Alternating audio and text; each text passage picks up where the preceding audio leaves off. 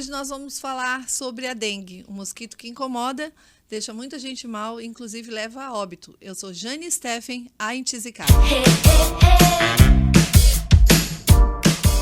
Olá, meus amores, eu estou aqui hoje com o Pedro, que é diretor da Vigilância e Saúde na cidade de Camboriú. E o nosso tema de hoje é um tema muito importante, muito sério. Nós vamos falar sobre um mosquito terrível, o mosquito da dengue, que tem levado pessoas a óbito, tem deixado muita gente mal. Inclusive, depois eu vou falar dos sintomas que eu tive. Passei um perrengue, Pedro. Pedro, bom dia. Eu gostaria que você se apresentasse e desde já agradeço a tua presença aqui no programa da Intisicada. Olá, Jane, tudo bem? Como você disse aí, eu sou diretor de Vigilância em Saúde do município de Camboriú, né? Tô trabalhando aí com essa situação de arboviroses e vigilância aí no município há 7 anos, né? Então a gente vem ao longo do tempo vendo uma mudança no cenário, né, epidemiológico do município de Camboriú, como da nossa região de uma forma geral. E como você disse, é um mosquito que incomoda e ele realmente se adaptou, né? E a tendência é que ele venha a incomodar muito mais, né? Vai dizer que essa é notícia ruim.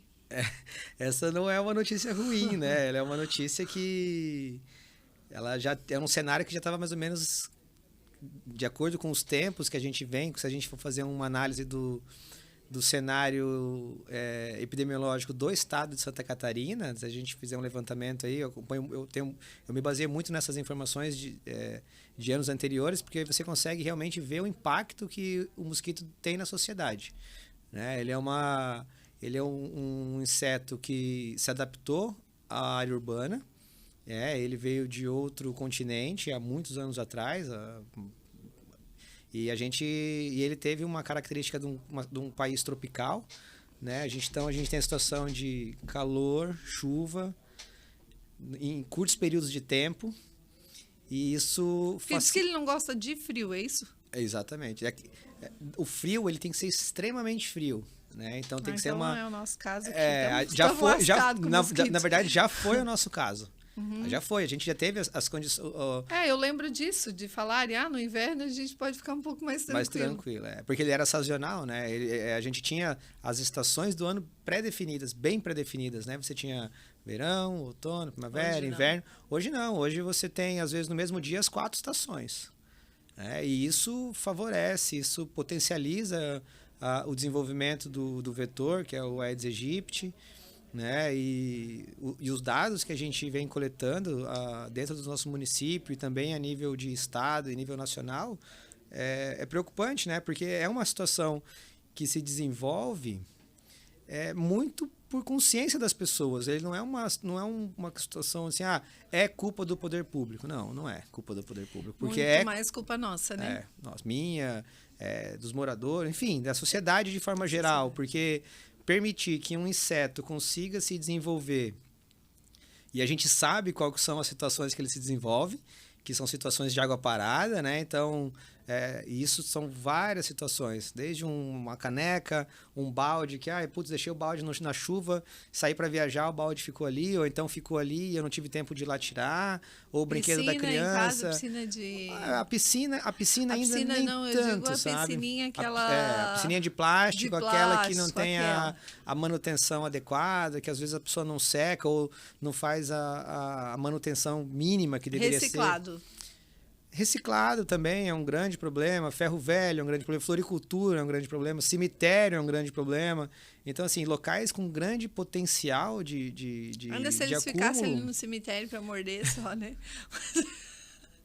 O problema do cemitério... Eles vêm atrás da gente. O problema do cemitério é que, por incrível que pareça, a gente tem uma circulação de pessoas, né? Não, até diariamente, pessoas que vão visitar os seus entes, ou também tem algum velório, algum enterro acontecendo naquele momento. A gente brinca, mas e aí a gente tenta fazer controle, a gente monitora esses locais, né? Ferro velho, floricultura, cemitério. Pelo menos um mosquito está conseguindo circular no cemitério, porque eu não consigo mais, não sei mais nem corredor. A gente tropeça no túmulo. É uma outra, né? E tem que pedir para o pessoal cuidar da dengue também, para não morrer, que dengue é uma coisa séria. Como é que está o índice de Camboriú nisso? Hoje a gente está entre as 20 cidades no estado, né, com o maior índice. Então, a gente tem um índice aí de 776 casos para cada 100 mil habitantes. É um índice alto, né? O mais alto que a gente já teve aí nos últimos 4 anos Gente, isso dentro é um do assunto município. sério. Olha a situação.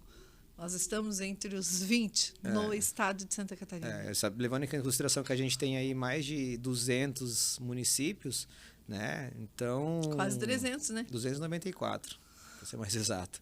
Então, a gente tem essa característica também por tamanho de população, né? Tem cidades que são menores que a gente, mas tem mais incidência, porque tem uma população menor, tem mais casos, enfim, é todo um regramento para a gente poder ter esses critérios para desde quando a gente vai entrar numa epidemia ou quando a gente vai deixar de sair, né? Mas é um cenário extremamente preocupante. A gente vem desenhando esse cenário aí já de alguns anos para cá, né? Se a gente pegar, eu trouxe alguns dados aqui a nível estadual e automaticamente a gente acompanha esse crescimento. A nossa curva de casos, ela acompanha o que vem acontecendo no Brasil e o que vem acontecendo em Santa Catarina, né? E óbito?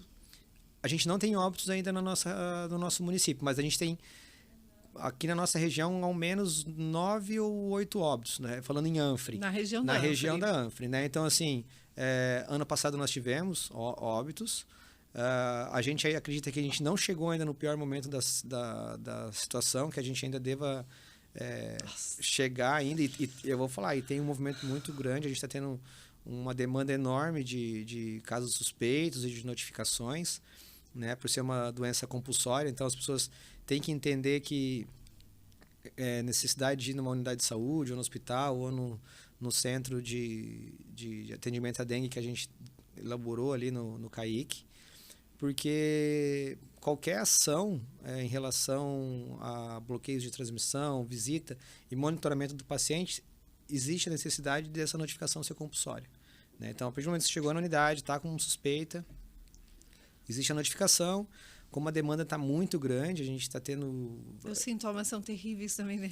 São terríveis. Algumas pessoas têm um pouco mais de sorte, mas eu vou te falar que eu tive 11 dias de cão. E assim, começou com calafrio, febre, e depois muita dor no corpo. Depois que veio a situação, porque ele vai, parece que é 2 dias por sintoma, é um troço estranho, assim.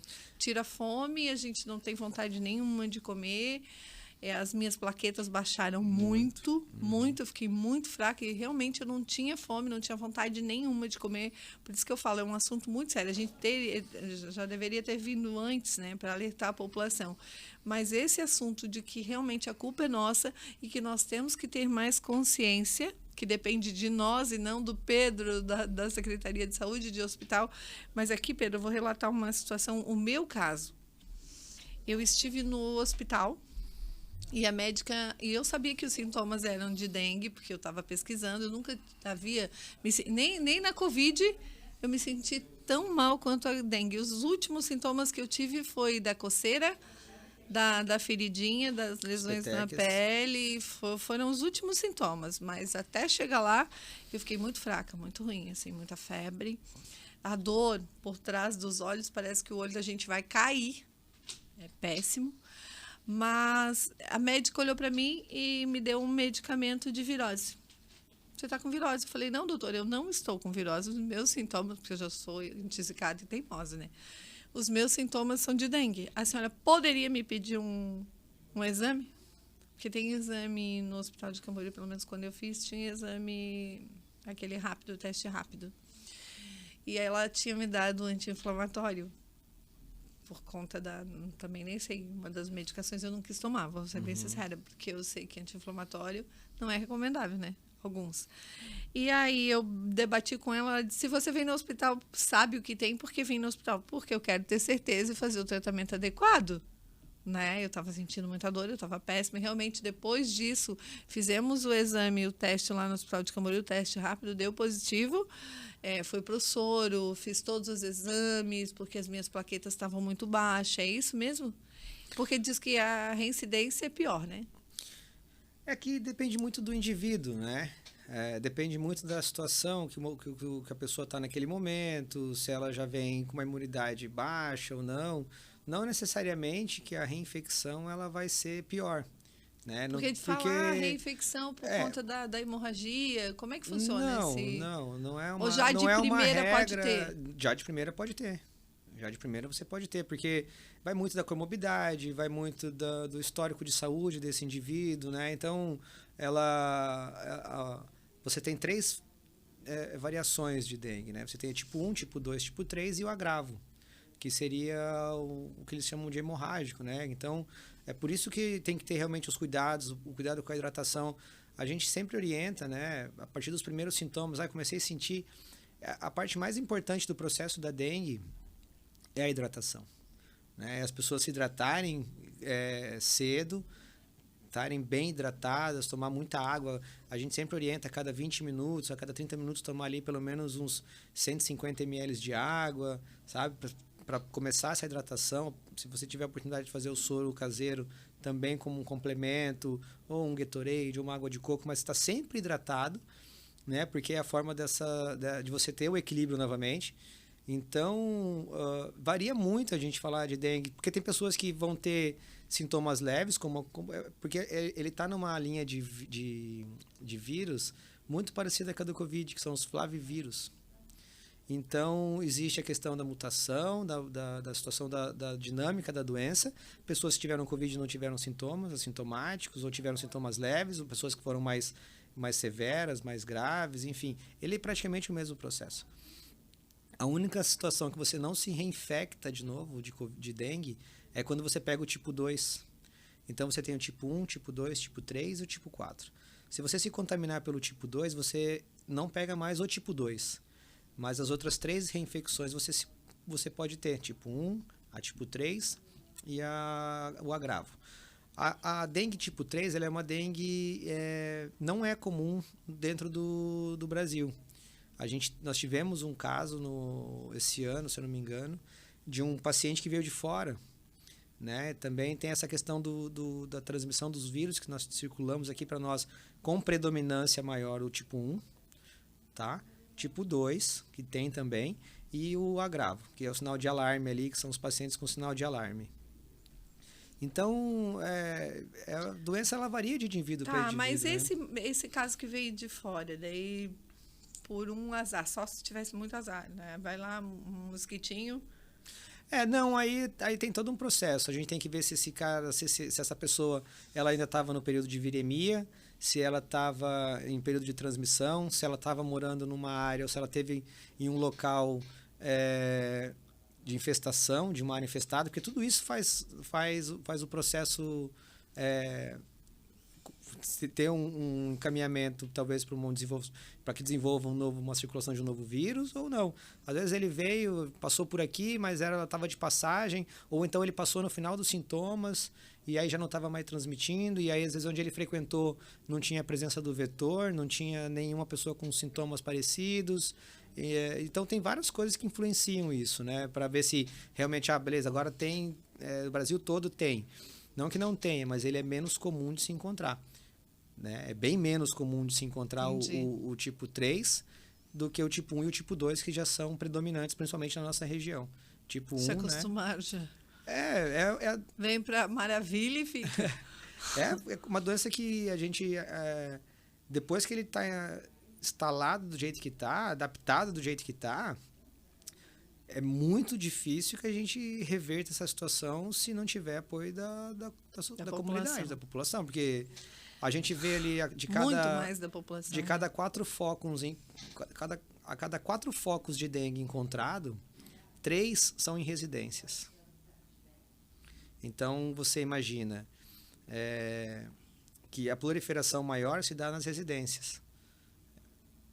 Entendeu? Aí tem que realmente essa questão. As pessoas, e tem várias coisas que influenciam. E eu não faço ideia onde esse bicho me picou, porque... A característica do Aedes, o que é? A característica do próprio vetor é partes inferiores, é do joelho para baixo. Ele não é um mosquito que vai ficar fazendo voos. Você está olhando, tem esse pernilongo que gera o estresse. Ele gera um estresse também, que é esse que a gente vê, que é um pouco maior. E você está conversando aqui, você está assim, ó. Não consegue. Daqui a pouco você olha, ele está lá na parede. Aí daqui a pouco você olha, ele está no teto. O Aedes, não.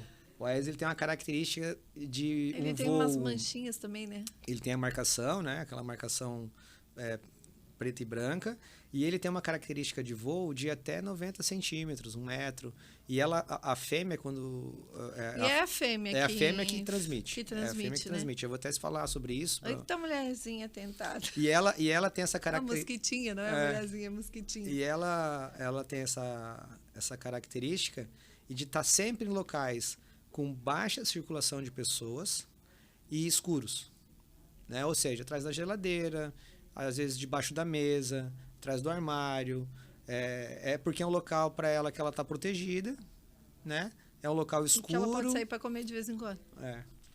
Achou uma presa que ela se fácil, alimenta. Aí o que acontece? A doença ela gera toda essa movimentação, porque ela assim que eles nascem já copula, né? O macho e fêmea já copula. Aí o macho ele segue a vida dele fora das residências, na parte externa. Ele é um inseto que se alimenta de seivas, da parte de plantas, enfim. E a fêmea, ela se alimenta de sangue. Então, ela precisa do sangue para maturar esses ovos. Aí é que começa a questão da doença.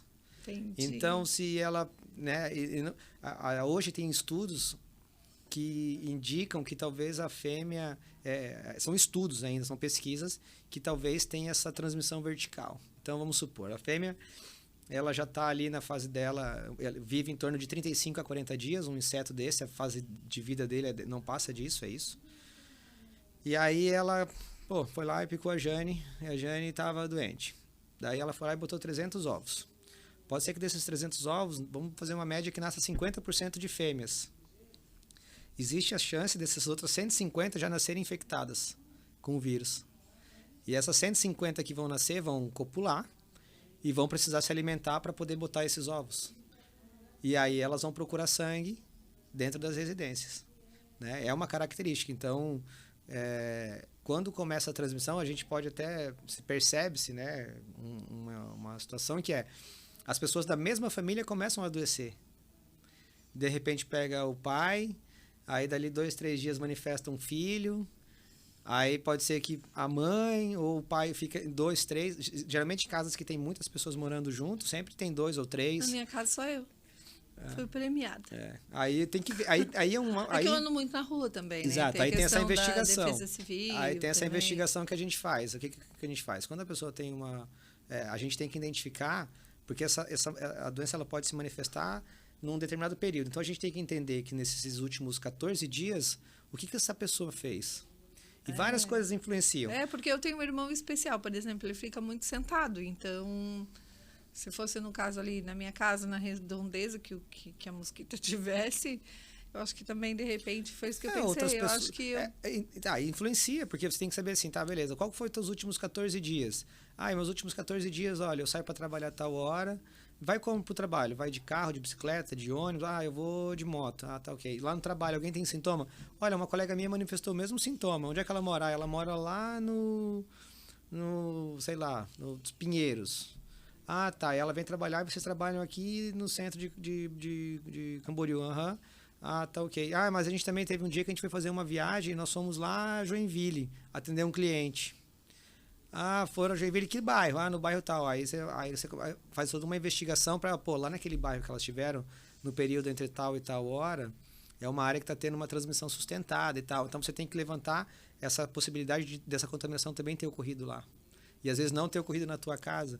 Quando você tem uma transmissão sustentada dentro de um bairro, e que é o que a gente vem enfrentando hoje aqui em Camboriú... O distrito do Monte Alegre está bem pesado. Monte Alegre, Conde e Tabuleiro. São o distrito. O distrito inteiro.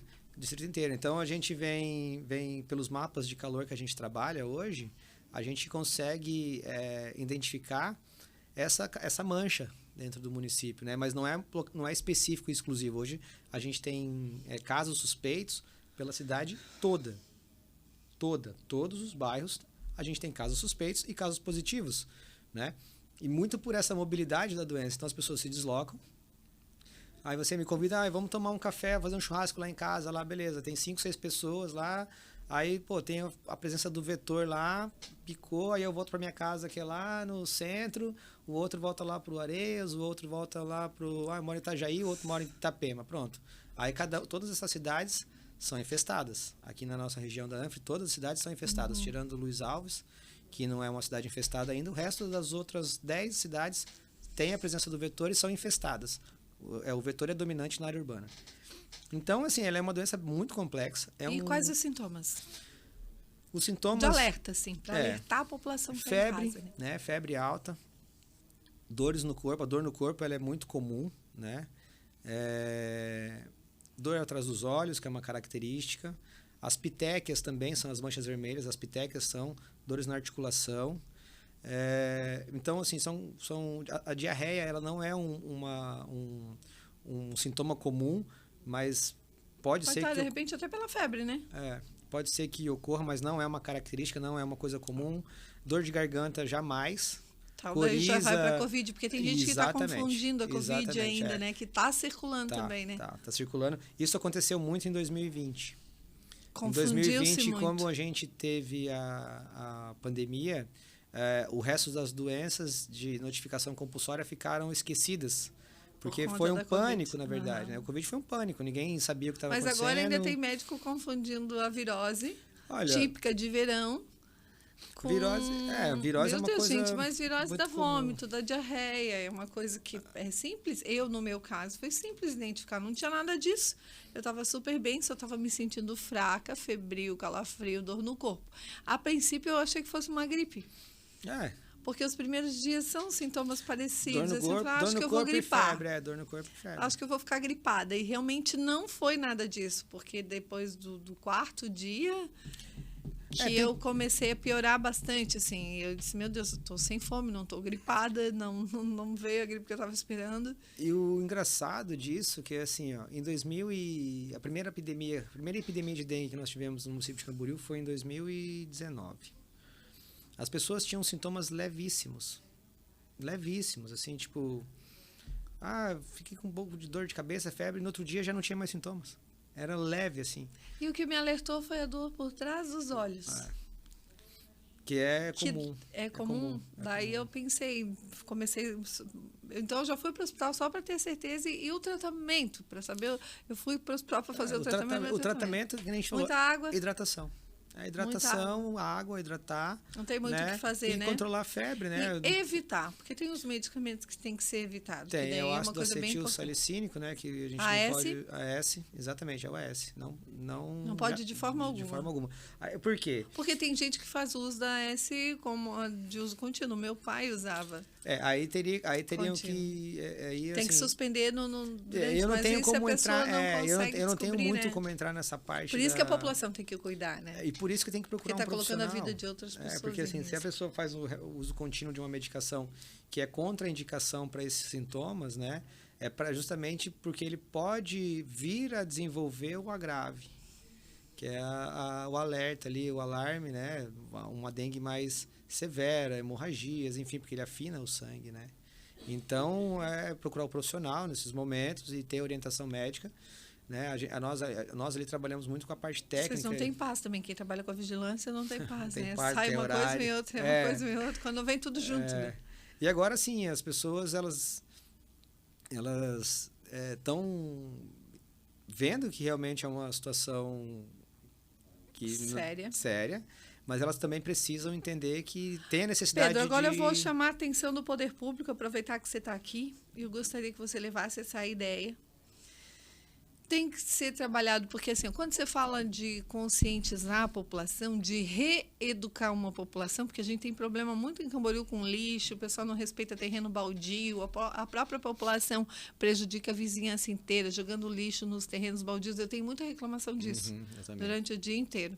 Então, assim, a falta de consciência ambiental, a falta de consciência, a população tem que entender que ela está fazendo mal para o vizinho, ela está fazendo mal para os amigos e para a própria família dela, por essa falta de consciência. Você não acha que teria que ter um trabalho em conjunto com cultura e educação? Tem que fazer uma campanha ligando a cultura e a educação? Olha, a gente já faz, através do programa de combate à dengue, essas ações na área da educação. Isso é pontual. Ano passado nós realizamos 117 palestras, tá? E essas palestras aí a gente acredita em toda a rede estadual, municipal e particular. A gente já iniciou esse ano, a gente tem um calendário de palestras. Ontem a gente fez o Instituto Federal no período da tarde e também e a gente finalizou o Mário Garcia, a escola estadual, né? Bacana. Então, assim, a gente tem essa consciência porque a criança leva a informação para casa, a criança cobra dos pais. Leva a informação.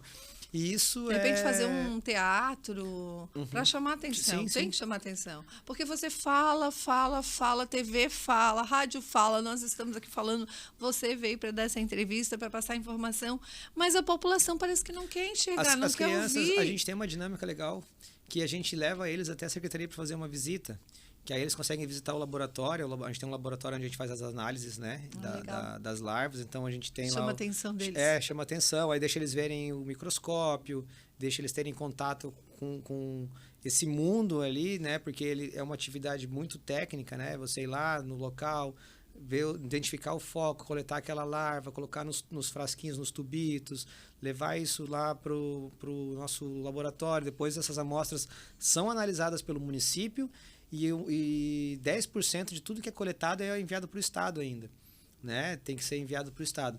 Então, a gente tem essa consciência de fazer essas atividades. Eu tenho um relacionamento muito bom com a Secretaria de Educação. Que bom.